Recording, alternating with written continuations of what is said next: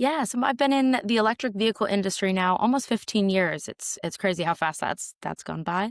I started working for an energy company in California, one of the US's largest, called Pacific Gas and Electric, looking at e-mobility transportation strategy, working on some projects with BMW there, looking at how do you match renewables with electric vehicles. Then at sales at Tesla, so that was a great time when there was barely supercharging and selling Teslas to people. And then moved over to Europe, working specifically in vehicle to grid, so bi-directional electric vehicles. And that covered kind of across Europe. So looking at what are the ways in which we can integrate electric vehicles, charge them with the most renewables, and make sure they actually become a benefit to the energy networks and the net zero transition rather than a strain on the electricity networks. I've now moved in the last couple of years working with landowners in real estate at Camion, where I was one of the co-founders, looking at how we prepare the real estate industry for the electrification transition, that what they need on their sites, whether that's for EVs, for robotics, for fleets. How do they make sure that their sites are ready for it? And then now working in the AI and EV space, so looking at how we can really capture this technology to help roll out electric vehicle infrastructure and make best use of this to really scale and meet our net zero targets. No, thank you so much for the overview. Just to set the scene a little bit, would you mind just providing your perspective on the current state of EV charging, maybe not just here in the UK, but also across some of the other markets you've been involved with, if Mhm. that's all right? Yeah. Yeah, I think for EV charging, there's so many different ways we could kind of look at this. But if we'll take specifically the ultra rapid, which kind of in most contexts is what people are thinking of if you're going to drive from, London up to Edinburgh, these long distances. And I think that, we've actually come a hugely long way from where we were just a couple years ago, seeing the amount of infrastructure that we have on almost every major motorway junction.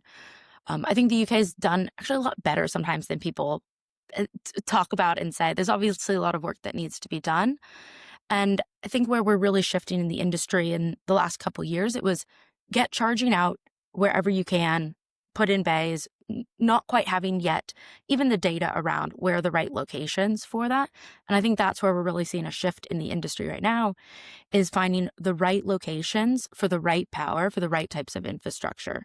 So for some sites right off a motorway, that's going to be really good for your ultra rapids, for potentially fleets, HGVs, where are they going to be going, compared to areas where you might be parking for a couple hours, more of your local community, going to your local Waitrose or your Tesco for your weekly shop, and putting the right power in the right locations for that.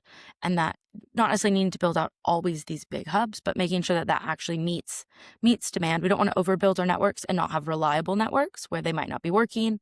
And so really making sure that we match that. And I think that's the area we're shifting into now, is honing in on that to moving towards profitability for all of these charging locations and looking at what is the right energy mix to being able to charge them, and then appropriately pass on that fee to drivers. So making sure it's not so cost prohibitive that people can't charge, but we also need to make sure that these are sound business models for all of these charging stations, charging operators. And I think that's really the big shift that we're seeing in the industry today, not just in the UK, but across multiple different countries. Yeah, I mean, we always hear about at conferences and also when we speak to our friends and wider network about sort of range anxiety as one of the barriers when it comes to EV adoption. You mentioned sort of the challenge of finding the right locations there. Before we sort of drill into some of these areas, what would you say are some of the sort of main problems that we currently still face when it comes to sort of providing this widespread charging infrastructure, which is so critical and we're so used to from ICE engines? Yeah. I think one of the biggest ones right now is just access to electricity.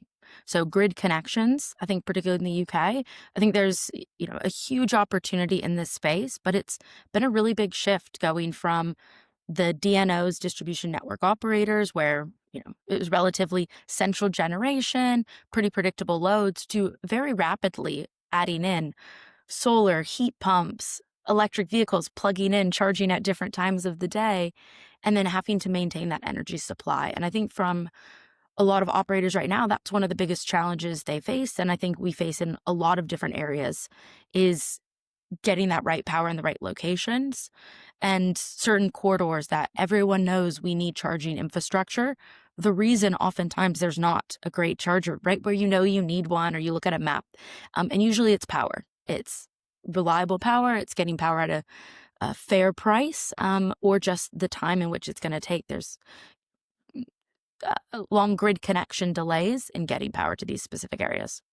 Mm.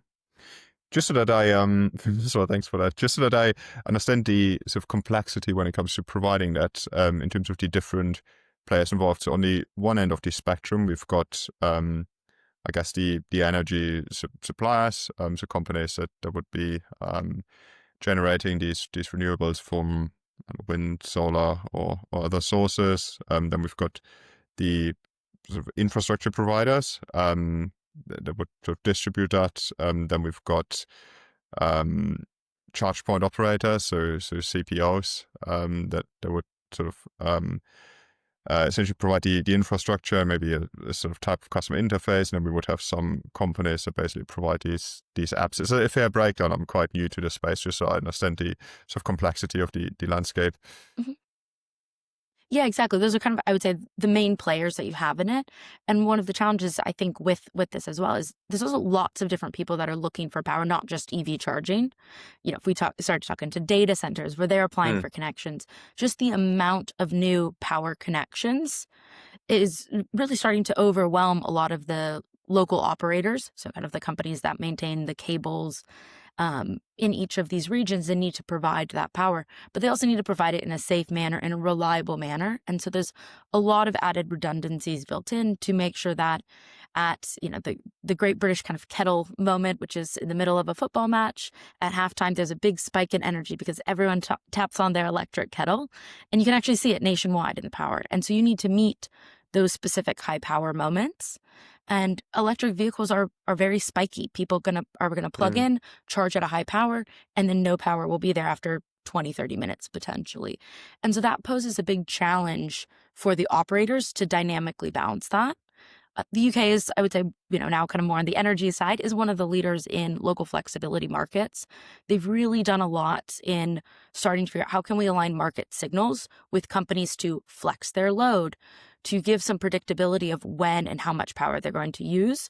So we don't need to overbuild the network too much, but kind of with anything, there's still a lot of work that can be done in this space. And I think speeding up the grid connection process, and I think that's where there's a huge opportunity to overlay some of these agentic decisions in grid connections, in queue management, in understanding what flexibility is going to exist in down to very local regions with the solar that's built into that area, with the heat pumps, really looking at that on a micro level. I think there's a huge opportunity to that. And I think that's one of the big ways that will speed up the deployment of the right infrastructure at the right locations, especially, I think, really as we start to look at heavy duty in fleets. We've done quite a lot with passenger cars, but, as we're moving into the electric trucking era, it's a huge amount of power that's needed to being able to meet these demands in very specific locations. And again, I think that's one where there's a big agentic layer that can be put into this in matching that, or in the queue management side. Before we move on to the AI use case, which are of course really exciting, one final question on the sort of infrastructure side. Something that I've heard someone say at a conference before was something along the lines of our grid/infrastructure wouldn't be ready for sort of widespread adoption of EVs, whether it's in the commercial segment or the passenger segment. Would you agree with that? Do you have any sort of additional insights on that? Yeah, I think the way it is currently, I think it just doesn't have the capacity just to manage the applications, the process. Energy networks in general, not specific to the UK, but kind of anywhere, are quite very old traditional industries that haven't had to have much change until probably the last 10 years or so, and not to the rapid change that's happening right now as we see just the amount of EVs coming. And that's where I think the big bottleneck is going to be in actually making sure that they can cope with that. It's looking at the reinforcements, what are needed, and making sure they do the reinforcements in the right areas. And I do see a big bottleneck coming as we have government mandates of number of electric vehicles or of heat pumps, or where we need data centers in, for data sovereignty in specific countries, that power needs to be in certain areas, and making sure that the reinforcements are done well ahead of when we need to meet those targets. Because if you're a fleet trying to electrify, but you can't get power till 2035 because you need it for a big depot, you're not going to meet maybe your 2030 targets. You might start to be financially penalized for that. And I think that's where we're going to start to see this big domino impact of not meeting that demand from the energy networks. And that's where I think there's a lot of pre-planning that needs to go in and needs to go in today to look at that in order to meet this demand that's coming very quickly for it. But it's not something that by the time someone thinks about getting electric vehicles, we need to have started looking at the power side much earlier. Mm. No, makes complete sense. You mentioned some or alluded to some AI use cases a minute ago. To sort of kick us off in that area, how would you describe the state of AI deployment when it comes to energy more widely and then charging for vehicles specifically at the moment? Mhm. Yeah, I think like with anything, AI is still very early in its stages and kind of where people are actively using it versus a lot of things just starting to talk about it, which is, step one and all of this space. But I think for the energy space, I think there's just a huge opportunity for it. But there's a lot of machine learning forecasting that's already been done. So I think it's really laid a lot of the good groundwork. But with energy, with the amount of data collected in both of these spaces, I think there's a huge opportunity to start to lay in those layers that are relatively quicker decisions that can be put in. You already have people making decisions on, day by day, hour by hour, this huge level of decision making. And like with most things, humans are probably the area with the biggest error faults into them. And so I think that's where there's some quicker areas you can add in, looking at, we haven't quite touched on yet, but for vehicle to grid. So some of these kind of matching of charging demand based on this, that could be someone's decision. Right now, there's already software that does some of this renewable solar matching, but I think there's further decisions that we could layer in with that to really capture more of that value or to just more rapidly analyze that data as it's coming in, automatically start to change some of those algorithms to make sure you're still meeting either the energy system's needs or the end customer's final needs. Mm. From my sort of outside perspective in terms of where these innovations, if we want to describe them as innovations, so everything from sort of ML-based decision tools to sort of more advanced AI solutions.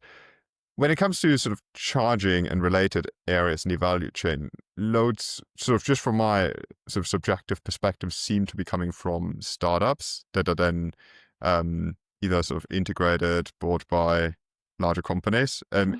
Is it also your experience that loads of these solutions initially, when it comes to charging, come from smaller enterprises? And if so, why do you think that's the case? Yeah, I think they do seem to come quite often from smaller companies just looking to do something different. I think just electric vehicles in general, some of the early ones, it was designing a new industry. And so you had a lot of these new entrants. Like, Tesla Mm, was a startup one of the days back in the day. yeah. And so looking at how do we think differently, do something differently? And I think that, again, auto manufacturing industry, the auto industry is, again, quite a legacy industry. A lot of, the fundamental components haven't changed. Though electric vehicles aren't actually new. Some of the first electric vehicles were actually in Scotland in the 1830s. So it's actually technically not actually hugely new technology, but it's really scaling it up is now where we're starting to see that coming into play. And so that's where there's a greater opportunity for startups to take a risk. But I think one of the challenges that they do face, and in general in this industry, is, rightly or wrongly so, I think people are very protective of their internal data. And I think that's one of the things in general that you have large OEMs, auto manufacturers, energy companies that are very hesitant to give up some of their data. And that makes it very challenging for startups that might have a really fantastic idea to even being able to test that because someone doesn't want to give up or anonymize some of their data. And there's been great works done with Ofgem, the energy regulator, to try to get more energy data published. We haven't seen quite as much from the auto industry yet, but I think those are ways that if there's more data sharing that we can do that still protects, individuals or kind of customers, data privacy, the automakers. But I think that's one of the things that really would help startups, but would also help the legacy OEMs really adopt some of this technology or partner better with some of these startups. But I think that's one of the areas that's still a big gap in rolling out these technologies better, faster, or just, as we talk about training data, providing more of that in so you can actually prove that this concept works in a much faster manner. So then it can be adopted much faster. We can see the benefits a lot quicker. Or if it doesn't work, we know that a lot quicker as well, and trying to speed up that decision-making process. Mm. When it comes to training data, what are some of the use cases that you've seen in the space for sort of large language-based model solutions, and sort of where across the value chain do they currently predominantly sit?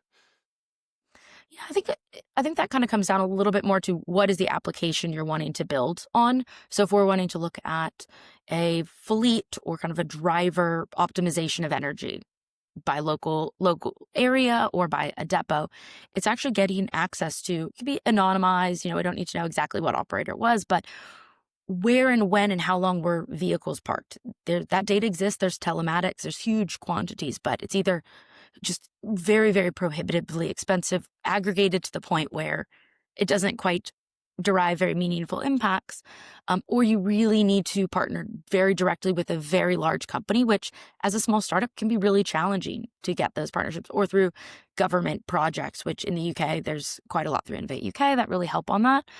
And so that's where I think the training data is really down to that specific use case and finding that right one. Because with training data, you want, it's quality in, quality out starts to come into play with that.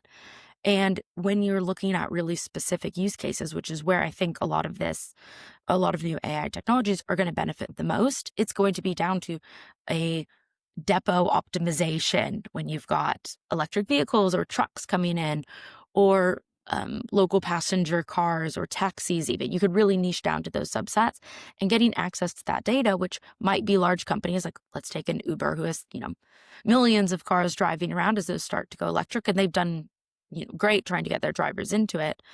But figuring out what's the best way to share some of that data that will help, businesses build new models off of it that actually prove that this is going to be very beneficial for electric taxis to help get more in.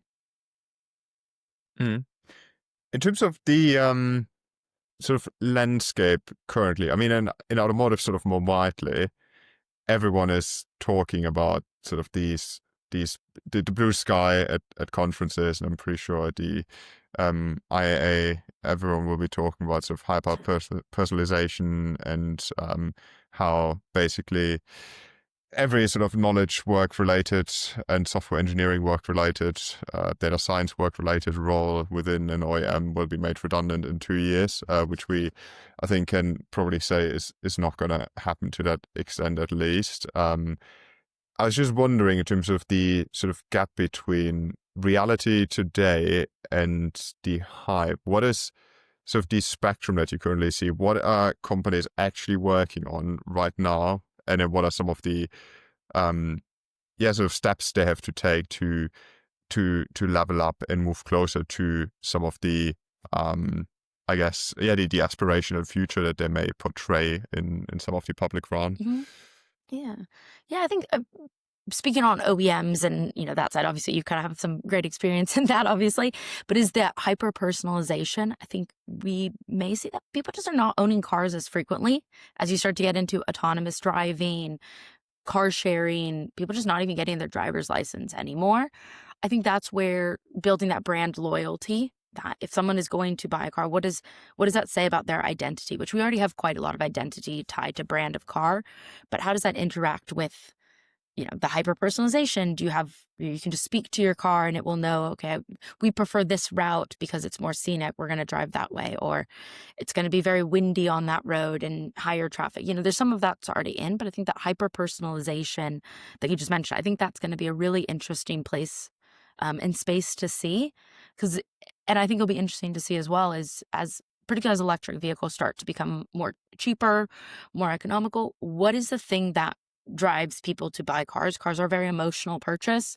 Everyone likes to think we're very rational individuals, but we are incredibly irrational individuals when it actually comes down to it. And I think there's a big space for that. And I think from OEMs, you're right. There's so much talk about all the jobs that will be displaced. I think jobs are just really going to change. I think there's a certain side, some will, but I think that that creative thought of also understanding that innate side of what humans are looking for in a car, what is that personal experience? Some of that can be analyzed. There's different degrees to it, but I think there's a big opportunity too for auto manufacturers to kind of capitalize on that side of how can we add this new layer to actually make people feel more connected to this device rather than less connected, and building that loyalty and that interaction that people just find fun and delightful. Like the amount of times you hear people say, "Oh, I'm never going to drive an electric car," and then they drive one, they realize how much fun they are to drive. Mm. That experience is still something that I think we really value. Mhm. When it comes to the sort of charging related use cases for GenAI specifically, are there certain area where you would say, okay, there are currently gaps that I see or areas that companies, whether they're CPOs or other players in that space, currently sort of started looking into, but where there's still a lot of potential to essentially provide a more, aspirational customer journey? Yeah, it's a great one. Yeah, I think there's a ton of innovations that have yet to really be tested. And I think, kind of as I mentioned, the public charging market for a long time was get chargers out, Mm. deploy infrastructure. Now it's where's the right one and how do we maximize the number of people that are charging on our networks, on our specific operator compared to the neighbors. And that's where I think you'll start to see some of this, back to hyper personalization.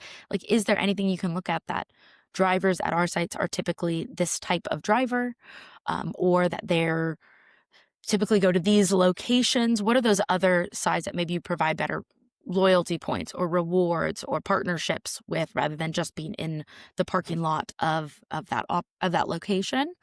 And then I think the other side is on price.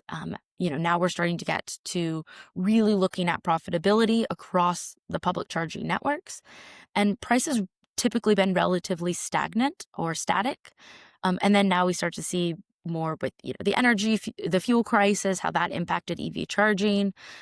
But there hasn't really been a lot to localized energy pricing tied to that. It might not be quite the system-wide local energy pricing complex, but energy price being more dynamic based on a surge pricing or a cap that's put in, or saying that actually we can participate in flexibility markets. We'd rather people charge down the road at this location than at this one here, because we might be able to do some smart energy solutions with it that we can provide other benefits or other ways we can make potentially some additional revenues by flexing that. Obviously, you want to make sure that your drivers, when they pull up to, especially an ultra rapid, they want an ultra rapid experience. They want their car to Mm. charge very quickly.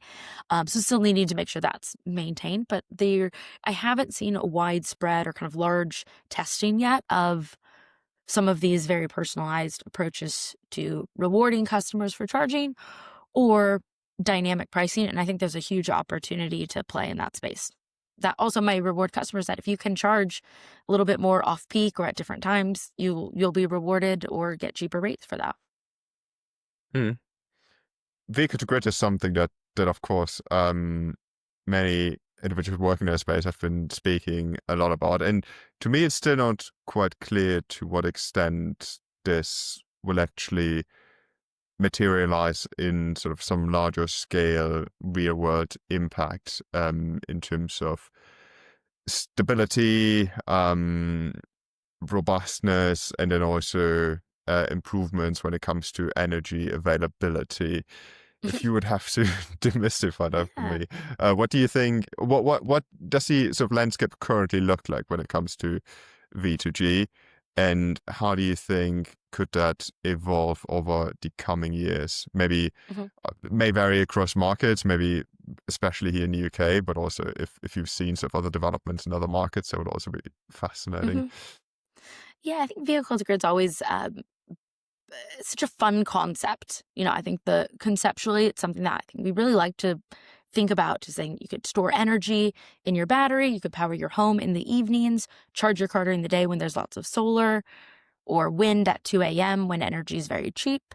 I think where it gets very challenging is it's kind of small amounts of energy. If you look at a passenger car, that they're not huge swings, and you need to, in order to make kind of the business model work, you really need hundreds and thousands of these vehicles if we talk about passenger cars, because it's such a small amount of power. And so I think and that's where I think, as you rightly pointed out, it really depends on the markets for it. Where are the right locations, down to the right customer segment as well. Some people aren't going to care about saving, $30, 30 pounds a month off their energy bill. They'd rather, just plug in their car. So I think there's a price sensitivity that needs to be done. If we think about passenger cars for vehicle to grid, I think there's much more compelling use cases as well in the fleet space, which is still a newer segment. But I think as you start to look at heavy duty trucking, other vehicle types that are very large, that are very seasonal. So snow machines, salt trucks, very heavy, very rarely used, but are going to eventually need to become electric, or snow cats that groom the sides of ski resorts. So there's all these different vehicle segments that, in a way, I think actually lend itself much better, but they're a little bit earlier in their electrification journey. And the reason I think they fit really nicely is because they have a very clear duty cycle. One of the companies I worked for previously called Nuvi, they're one of the leaders in vehicle to grid and one of the early pioneers in that. They do a lot of school buses in the US. And it's a really wonderful use case. They leave in the morning, you know exactly how far they go. They're parked in the middle of the day. They do a drive in the evening. And in the US, particularly California, our peak period is the summer, which is slightly different than in Europe, and which may be changing now with the heat that we're having. But they're parked all summer. And so I think it's really matching the right use case with the right duty cycle of the vehicle. So it's an added benefit, not changing the operations. And I think that's one of the big changes that needs to happen in order to make that more viable. The UK, I think we've really focused a lot on passenger cars just due to the vehicles that we're doing vehicle to grid.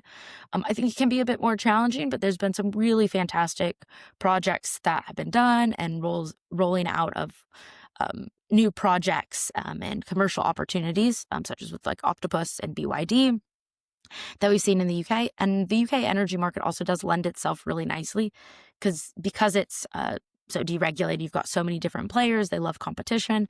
There's a lot of opportunities to play in different markets. And it's one of the few countries where it's very easy actually to connect an electric vehicle in G99 and G98, the electric grid codes. We're getting a little technical.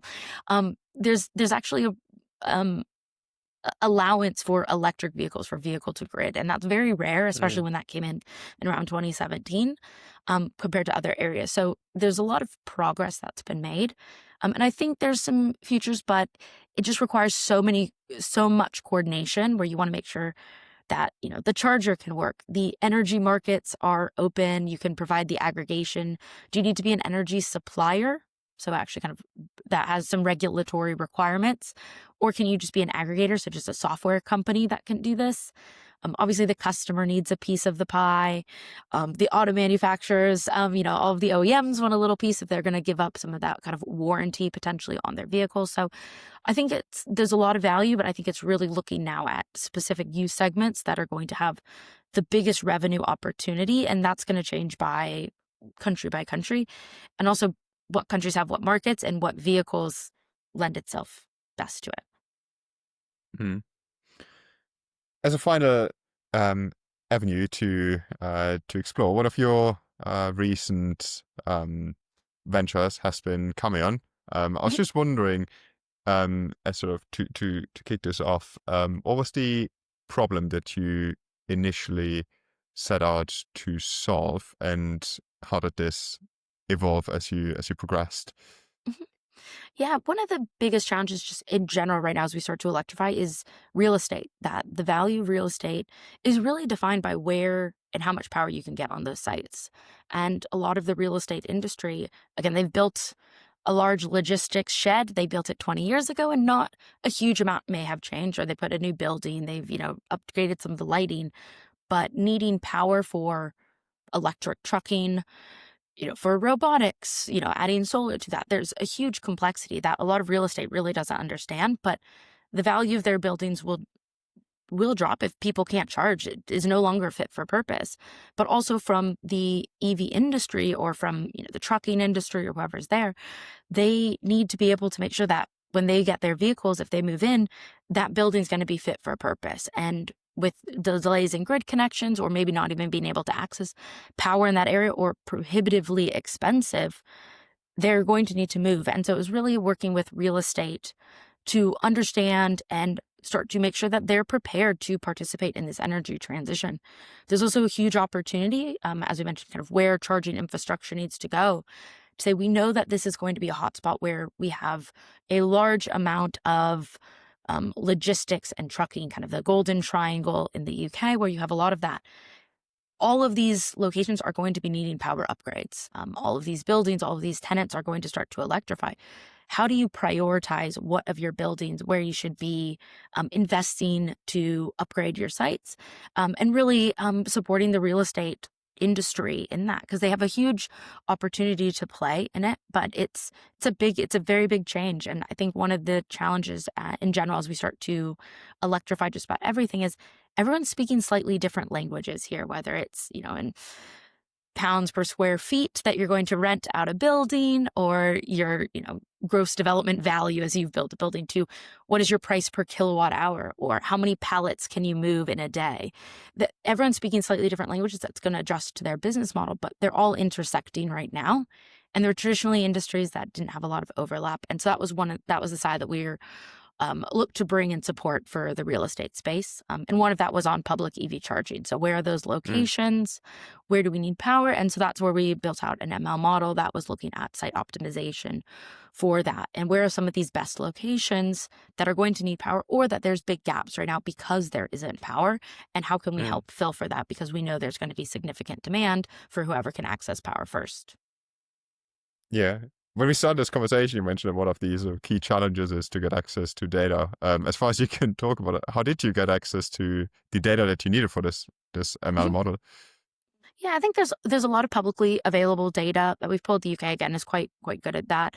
I think the accuracy of the data always needs some improvement. So I'm working very closely with DNOs, purchasing data sets that were needed on traffic data. So looking at not just traffic count, but actually where have people come from? Because it's great to know that there's high count of traffic, but if everybody's just driving very locally, and everybody locally has private access to off-street parking where they can charge at their home, there's probably not as high of a demand as someone that's 1 hour outside of, let's say, West London, where you have low private drives, high EV ownership, high socioeconomic, but no one can really charge at home.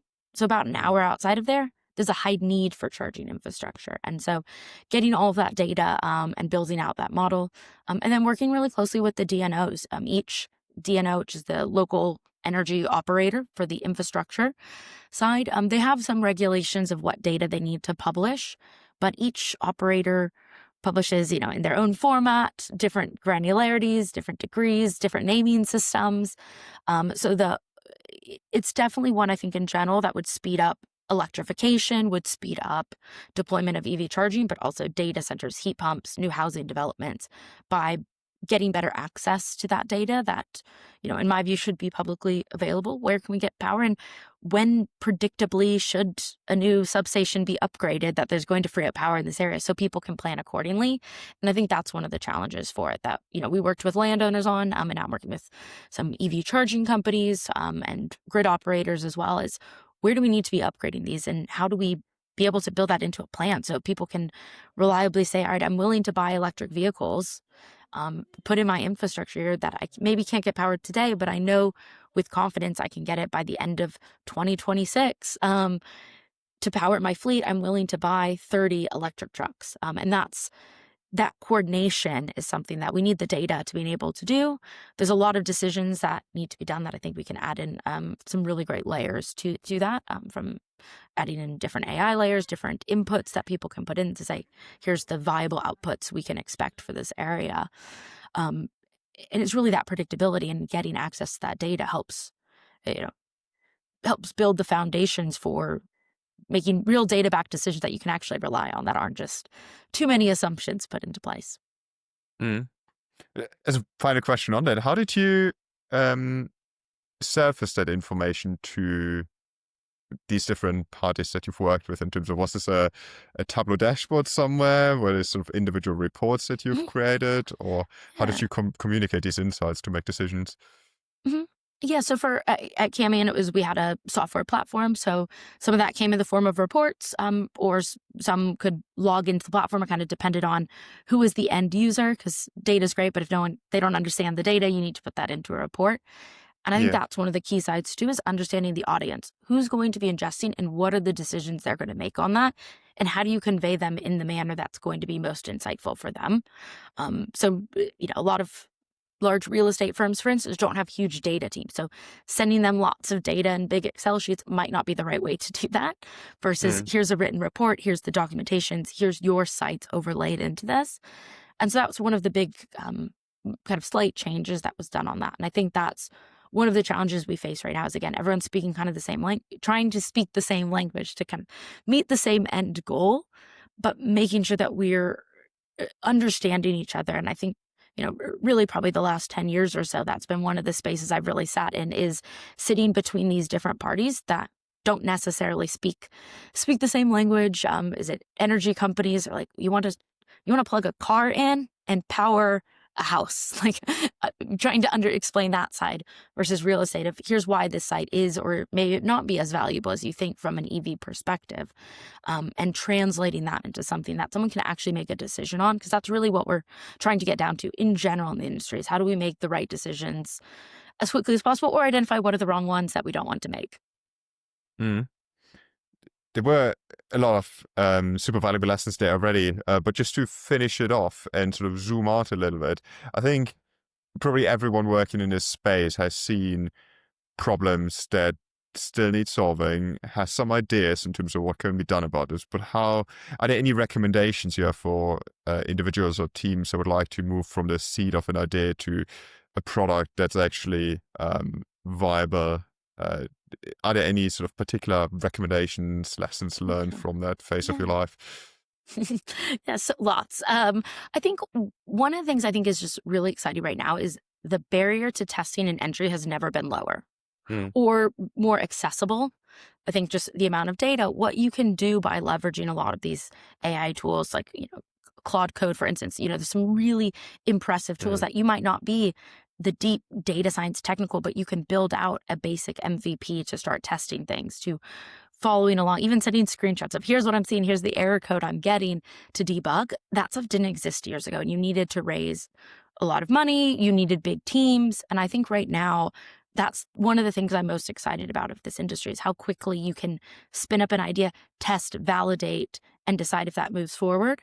And I think that's where if someone does have an idea or something they're wanting to do, I think there's so much excitement around trying something new and knowing that right now we are at one of those kind of nice changes where we're going to look back at kind of quote the good old days are pretty much right now that in 1-2 years things are going to look really different. And I think everyone feels a bit of that buzz. And so I think it's a really great time to be testing because people want to try something different. I think even we see at very legacy companies like large, Mm. real estate, at energy operators, at OEMs, people are starting to think there is so much more possible than we've previously been able to done. So I think that's one, if anyone's looking to test and play around, it's not being afraid just to get started in it, that, you know, asking the question, starting to play around, it's not going to be perfect if you've tried to vibe code anything on any of these apps. They look great for a while and they will, at some point cause you to rip your hair out. But that's part of the fun of seeing how these tools are evolving because they are changing really quickly. Mm. And I think for someone wanting to, internally at a company, be kind of an entrepreneur kind of side, or start their own company or build kind of a product or kind of thing they see, I think there's a huge opportunity to being able to do that. And, more data is coming out, as we have all of this. So there's more ways you can analyze that huge amount to really test your idea. And I think that's probably the thing I'm most excited about right now is you can get customer feedback very quickly. Is your idea good? Is this working? What do you need to tweak? And I think that's one of the unique places that we're in right now that it hasn't been that case before. Mm. No, thank you so much for your time and insights today, Paige. That's been a Yeah. fascinating conversation. Great. Yeah. Thank you so much for having me today. It's been great.